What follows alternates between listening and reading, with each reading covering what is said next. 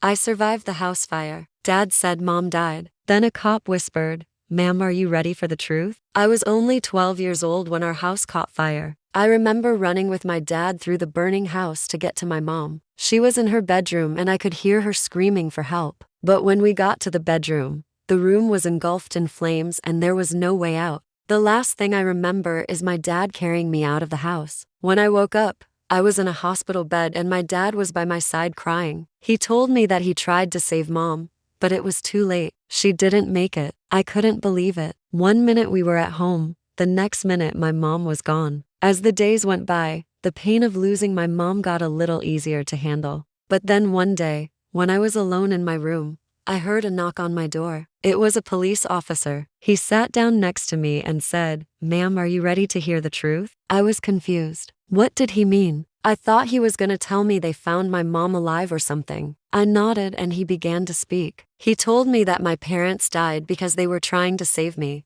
Apparently, my mom stayed in the bedroom with me while my dad went downstairs to try to get us some water. But the fire spread quickly, and it wasn't long before the whole house was a fiery inferno. They tried their best, but in the end, they couldn't save each other. And it was then I realized my dad was never in the bedroom with us. He was outside trying to save us. I felt guilty for being alive. I thought if I had just stayed downstairs playing like I usually did, maybe they wouldn't have gone upstairs and they would still be alive. I asked the officer what happened to their bodies. He told me that my mom's body was found right away, but they couldn't find my dad's. He must have run away. Well, I never saw my dad cry like that ever again. After that, things were never the same between us. He became an alcoholic and would always come home reeking of booze. He would yell at me for being alive and tell me I was a burden. I hated him for it, but recently, I found out he wasn't yelling at me. He was actually yelling at my mom's grave. Turns out he was never over my mom's death, and all these years, he'd been burying his guilt and pain in alcohol. I feel so bad for yelling at him.